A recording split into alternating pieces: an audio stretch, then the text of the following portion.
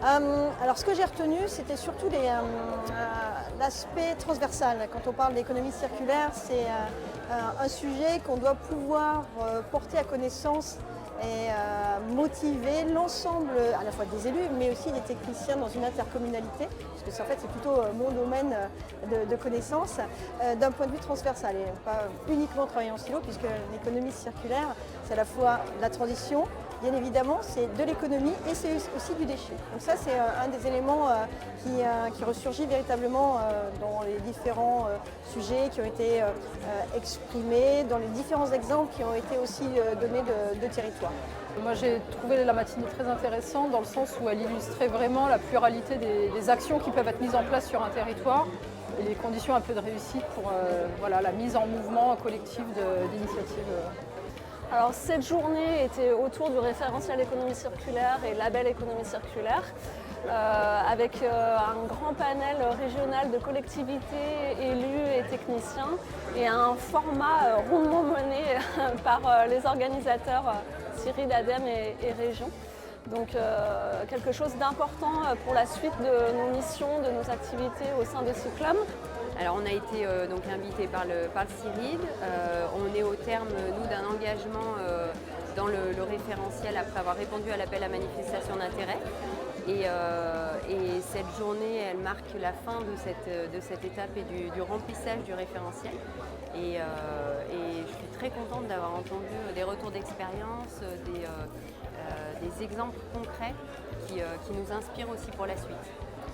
Alors j'ai retenu quand même, ce qui était intéressant, c'était de voir pas mal de retours d'expérience d'autres collectivités qui ont mis en place certaines choses, qui font écho à certains aussi de nos projets, et d'avoir aussi des pistes pour améliorer la sensibilisation, la communication avec les élus, l'implication, la mobilisation des habitants.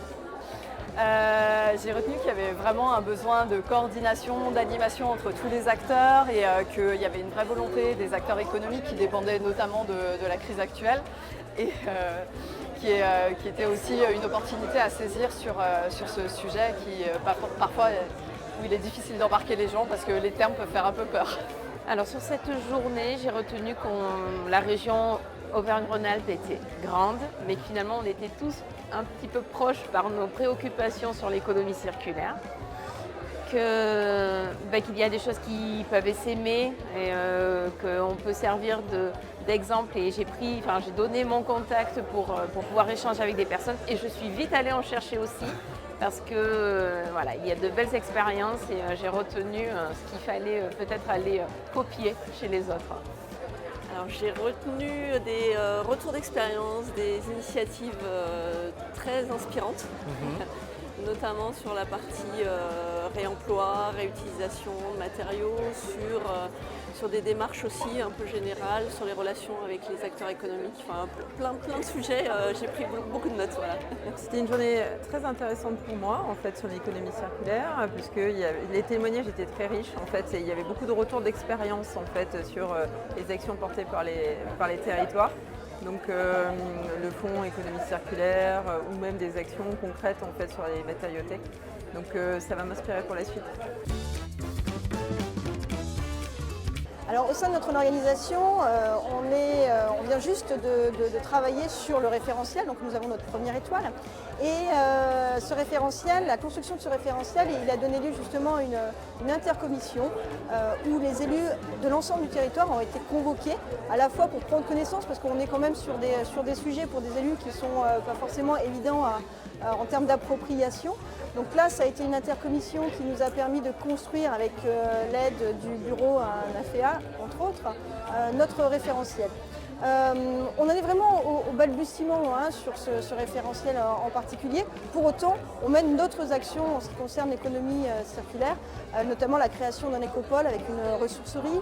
Et comme on est aussi sur un territoire zéro chômeur, on travaille avec des entreprises à but d'emploi, ce qui nous permet d'envisager encore à plus grande échelle notre ambition autour de l'économie circulaire.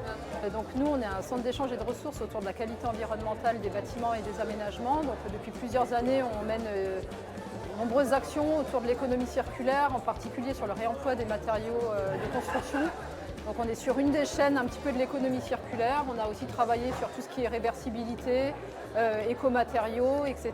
Et on a encore d'autres axes à développer. C'est pour ça que j'étais là aussi ce matin pour donner un peu des idées, pour enrichir notre programme d'action.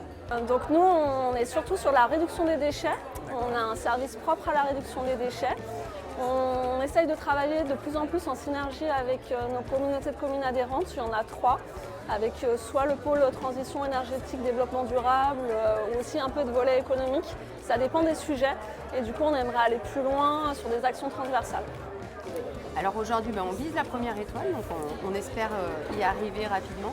Et on est en train de mobiliser au sein du pôle développement économique, on va dire en priorité, les entreprises. Donc on a déjà des ateliers qui ont été proposés sur cette thématique économie circulaire et des liens qui ont été créés avec les entreprises, voire même des contrats qui ont été signés là récemment. Donc l'objectif, c'est de continuer à travailler avec les entreprises sur cette thématique et d'aller encore plus loin sur de la création de soutien aux filières et création peut-être de nouveaux dispositifs.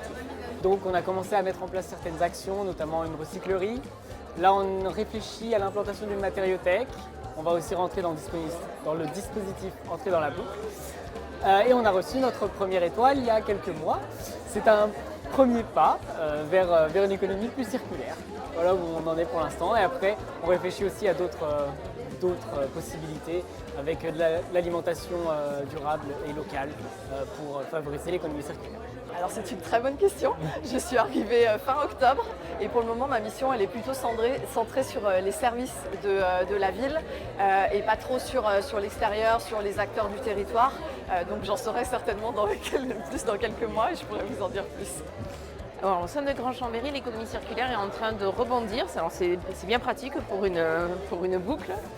On a fait beaucoup de petites actions mais qui avaient tendance à s'empiler. Aujourd'hui, on regarde de façon plus transversale. On est en train de lancer une étude de faisabilité pour un pôle économie circulaire, peut-être à vocation centre commercial de l'économie circulaire, pour associer plein d'acteurs et faire un vrai lieu de vie si c'est possible. Et on y implique des élus, des vice-présidents de différentes compétences de l'agglomération.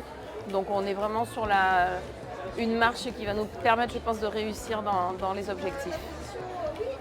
Alors nous, on est agence régionale principalement axée sur l'énergie. Donc on ne travaille pas spécifiquement sur l'économie circulaire ou sur des petites parties de l'économie circulaire, notamment en lien avec l'énergie.